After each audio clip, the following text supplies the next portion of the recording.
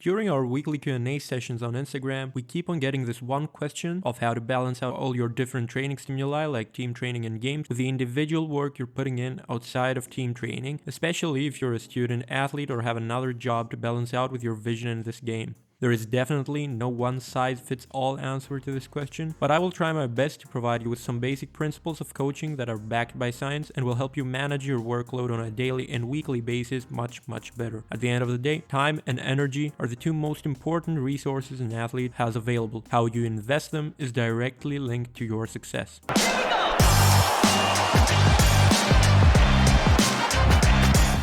Before we dive deeper, I want you to understand what a stressor is. So a stressor is something that induces some sort of physiological or psychological strain or tension. In the field of football performance, we have all sorts of stressors that footballers have to go through. Although stress might sound like something bad, it is a prerequisite in sports. Without stressors, you wouldn't be able to make progress in any area of your game. I want you to think of training stress neutrally. If you stress your body uncontrollably, something bad is going to happen. If you apply appropriate doses of stress, then this is going to yield the best possible results and trigger the progress you want.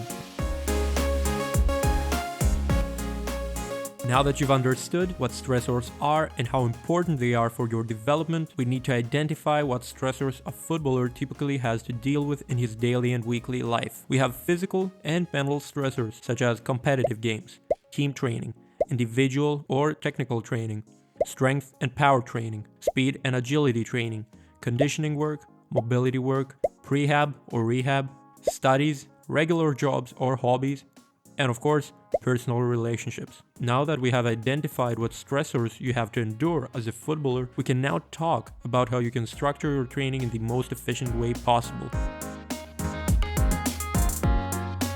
One of the reasons you see us constantly emphasizing the fact that you need to work smarter, not harder, is because your time and energy are your two most valuable resources as an athlete. How you invest them will determine the results you will get from the work you put in. The higher the ROI, the better the quality the results are going to be. So when it comes to structuring workload, there are basically two variations we usually like to follow with our athletes. Please be aware that both of those ways to order your training sessions are used to yield the best possible training results from an energy perspective. Other factors that are context driven, such as convenience, individual strengths and weaknesses of the athlete, etc., should always be taken into consideration when programming. Having said that, we have order number 1 that starts off with team or technical training, followed by speed work. Lastly, we have strength and power work, as well as conditioning to top it all off. We also have order number 2, which puts the emphasis on speed work, followed by football-related work like team training or technical work. Strength and power work inside the gym are coming next, with conditioning being placed at the end of a training session or training day once again. You can see that we didn't include mobility sessions and prehabilitation or activation work inside those stressors. The reason behind that is that those stressors are usually low-impact activities footballers can implement in their daily lives without any detriments to their performance. In fact, they can even aid performance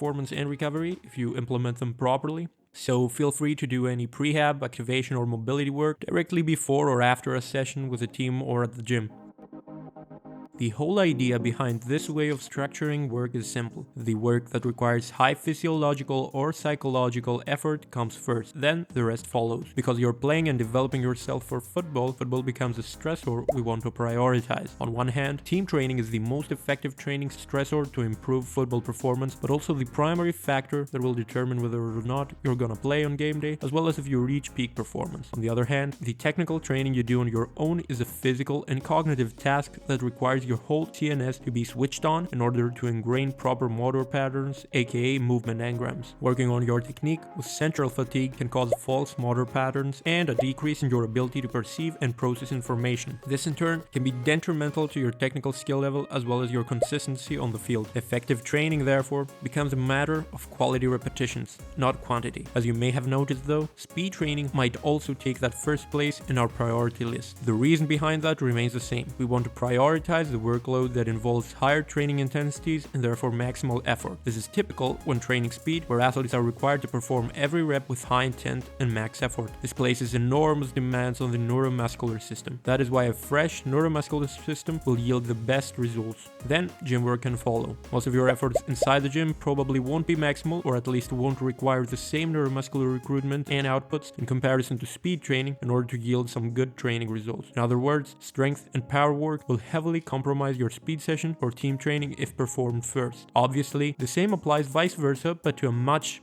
smaller extent. Lastly, conditioning should be implemented at the latter phases of your training regimen, since we don't want to compromise activities that require a high neuromuscular drive. On top of that, someone could argue that you can achieve better adaptations as well as mental toughness if you're in a fatigued state. However, the research on that is still inconclusive.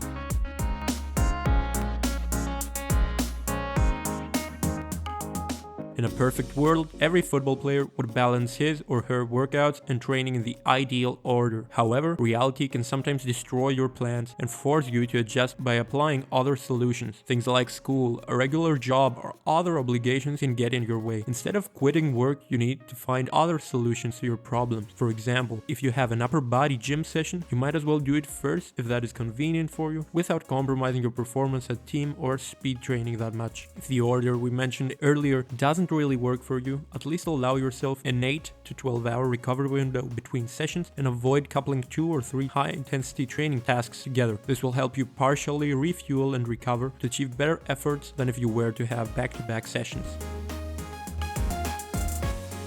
Time and energy are two resources that are limited in the athletic world. Using them wisely will ensure that you don't burn yourself out, but at the same time get the most out of the work you put in. To sum this video up, you need to strategically program your training in an order that starts from the tasks that demand a high neuromuscular effort, or with the ones that are more important to you, and end with work that can consist of sub-maximal efforts. This can be work in the gym or conditioning. Once you understand basic principles like this, you start identifying the value of smart work. You start realizing that it is not about the quantity of your training, but the quality and intent you put into each rep, set, and minute of training. Now talking about smart work, you would also enjoy the video that will pop up on your screen right now. That's it for today, guys. Have a good one.